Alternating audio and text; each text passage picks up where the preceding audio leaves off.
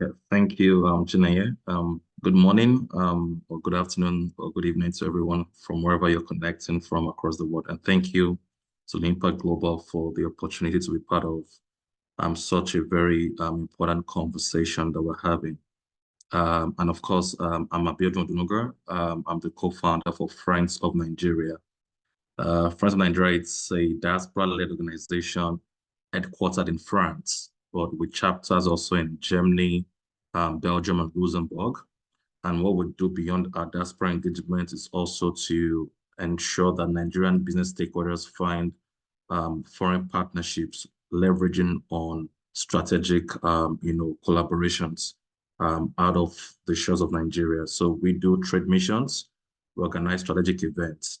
And so on speaking to the crux of the matter with respect to how we can ensure that Nigerian stakeholders in the manufacturing sector, begin to look into, broaden their views and begin to look into other external partnerships to be able to attract foreign investment. I think it's quite crucial to sort of lay a foundation. I'm sure we all know current bottlenecks with manufacturing.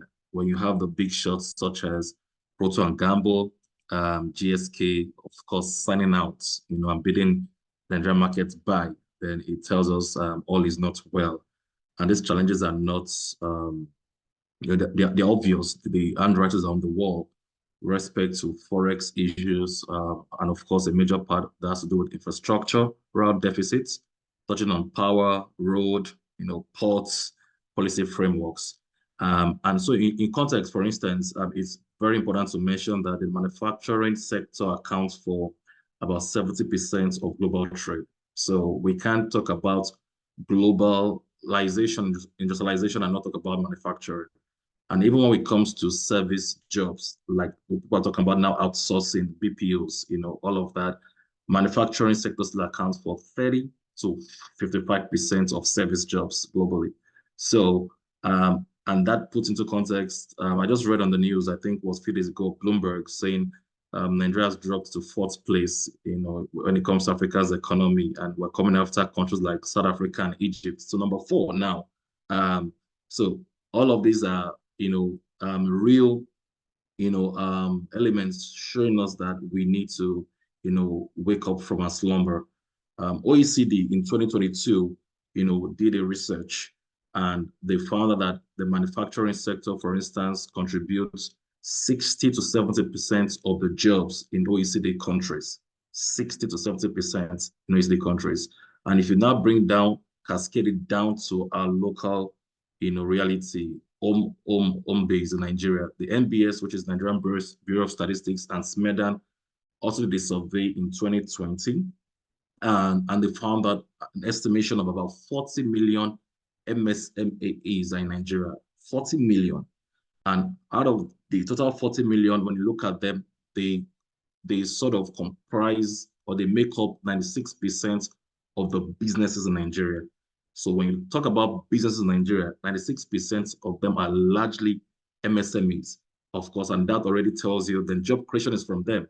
So the statistics from that figure is that they contribute to 76.5% of the workforce in Nigeria, and they also account for 49.8% of Nigeria's GDP. But if you go down, what you now find out that this whole number of SMEs with 40 million MSMEs, 96% workforce, 76%, 96% business, when it comes to their aggregation, 76.5% workforce and 49.8% GDP, they only contribute 7.6% of exports. So all of them together, when it comes to export potential, the percentage they all contribute is 7.6%. So that tells us why it seems all is not well in terms of foreign direct investment, because the goal right now, or the burden on the government and stakeholders like ourselves, is to see how we can help change that narrative and try to tilt more manufacturing companies, SMEs, into thinking beyond borders, leveraging on of course, the Continental Free Trade Agreement and also European stakeholders. And more work has been done on that, or maybe work is being going on by public agencies in Nigeria, such as the NEPC Export Promotion, NIPC, Investment Pressure Council, we have NEBSA, we have SMEDAN, right? And all of these are stakeholders in the trade zone, in the SME bracket, doing a lot of work. And also, I must also applaud some chambers of commerce. Some of them are even domiciled in states and cities in Nigeria, also doing their bits, right? And then we have associations. So I'm saying these are all clusters who are also very entrenched in all, the makeup of so many manufacturers. When it comes to associations in the agricultural sector, for instance, you have the Cassava Farmers Association, you have the shea butter, right? You have even the dairy producers, dairy producers, those who produce milk, right? Who have livestock farms, right? And then if you go down to engineering, you have such networks such as Nigerian Society of Engineers. Now, all of these are very important clusters that make up our manufacturing sector, and they're doing their own, part of the deal. When I was young, my mom used to work in the textile industry, so a very personal experience. As a matter of fact, she used to work in UAC Textiles many years ago as a young child, and I knew how the Ankara, like the local fabric, right, contributes to Nigerians, economy at those times. Because when it comes to labor and factories, I remember so well because that was what she was doing at USC at the management level.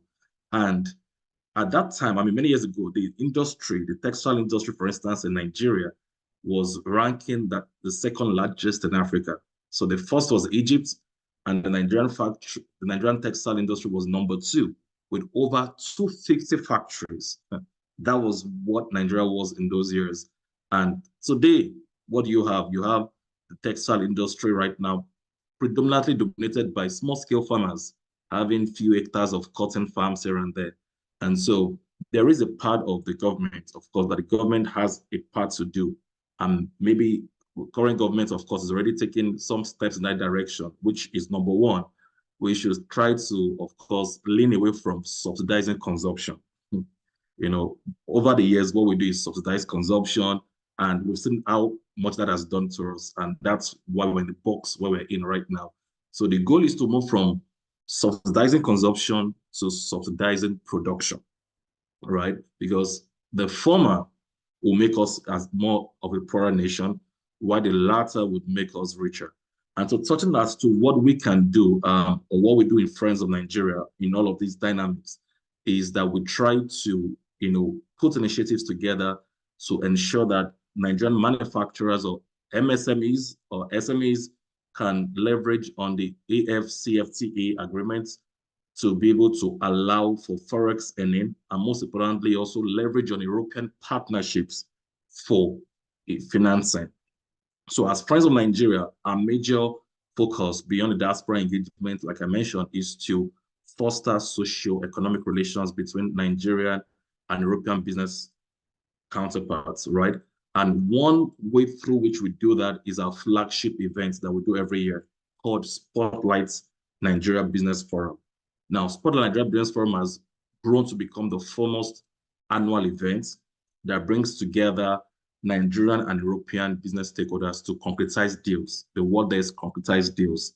And so we partner, of course, with different chambers of commerce, with the Embassy of Nigeria in Paris, the French Embassy in Nigeria, and other European stakeholders. But beyond the European stakeholders, it has also now become a major gathering of business thought leaders and business stakeholders in a diaspora, an African diaspora.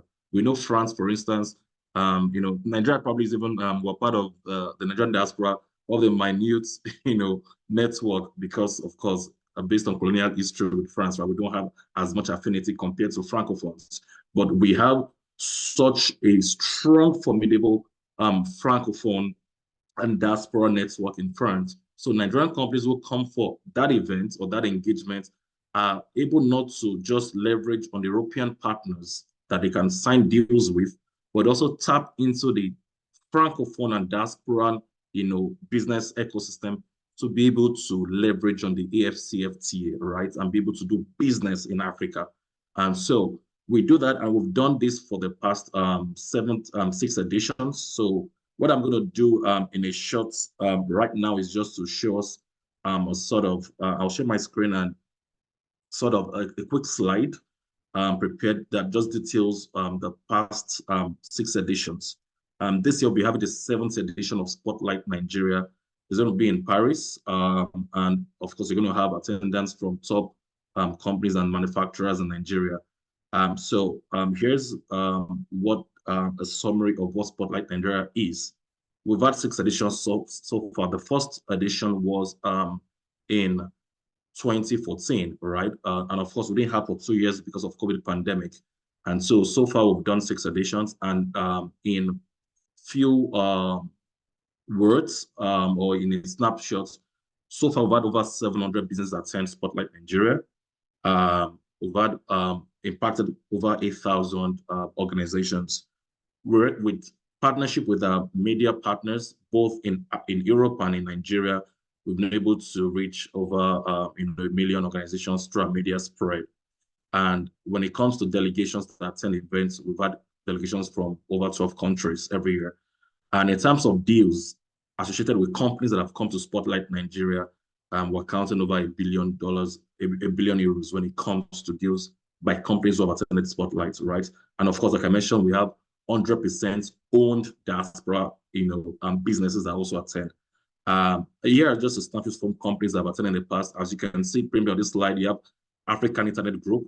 So as a matter of fact, before Jumia came into the Nigerian market and became a unicorn in Africa, right? The CEO of Jumia came to Spotlight to talk about their plans to enter the Nigerian market in 2014 at Spotlight Nigeria, right? And so you have Chamber of Commerce, France, Nigeria there. More companies from Schneider Electric already doing big projects in Nigeria, to Eximia, one of the strong real estate companies, TaxSaid, a major accounting and tax company in Nigeria, CFO. So it cuts across all sectors. So we look at critical sectors for Nigerian manufacturers, for Nigerian SMEs, from real estate to agriculture to renewable energy. So we look at all of the supply chain and we bring in stakeholders to engage. And of course, you also have banks. You can see the UBA and a few other companies, some of them I recognize, who have been part of these events. Few state governments have been part of it. Lagos State Government, for instance, you see also some snapshots here. And I also did mention that the diaspora network is also growing. And so we have, thanks to Spotlight Nigeria, many diaspora-led businesses that have grown, and also leverage on what Spotlight Nigeria, brings for Nigerian SMEs or MSMEs, I would say. Some success stories. Coolbox, for instance, raised a 2.5 million, Series A. Some of us, of course, know Fair Money. Fair Money also raised $3 million. These are some companies that attended Spotlight Nigeria, right? So in the past, and they've shared success stories too. Few snapshots that you'll be able to see on our website, on our YouTube page, on just detailing some of the engagements that we've had. I won't bore us with all of this because you can find them very detailed on our YouTube page and our so again. For our media partners, I did mention Channels TV, of course, Business Day Nigeria, the major media groups in France, the African Reports and Jeune Afrique, also official partners of this event. So I'm going to stop here. And the reason why this is important is for us, the goal is not just to also, make so much noise about, it's time for Nigerian manufacturers, SMEs to export.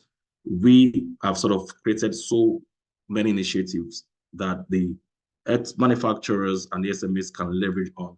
If you're not thinking FDI, I come to Nigeria at least every 2 or 3 months, although I'm based in Paris. And when I see companies crying foul, respect to the valuation of the Naira here and there, I tell them the only reason is because you're not earning Forex. So one of the things I tell some of my friends who are also in the agricultural sector is, can you take a portion of what you already do with respect to whether it's cassava or pineapple? Can we take a portion of that and concentrate on the foreign markets where you go beyond the shores of Nigeria? And we are able to help you have that soft landing with some of our partners across Europe and also within Africa, right? And so if you're earning Forex, then your major, what's it called, burden would be have to expand. You're not going to think of laying off staff because you don't even care what Forex is saying, right? Because you are earning Forex. And I'm proud to say that some companies who have been part of our initiatives who have been able to tilt into that direction. And today, they serve, markets beyond Nigeria. So they can edge with respect to, as a matter of fact, some of them actually now qualify for financing because there is some level of financing you can't get. Most investors or stakeholders will ask manufacturers, there's something around your spread. What markets are you present in? There's something about saying we have presence in Abeokuta, in Onitsha, and also in Cameroon, in Zanzibar, in East Africa. We have this market. So there's something about spread that allows foreign investors to be able to have that some level of confidence and know that you reach this edge because you play beyond the Nigerian market. So I'm going to stop here and I'll be happy to entertain questions for those who like to ask questions on areas that need more clarity. Thank you so much once again.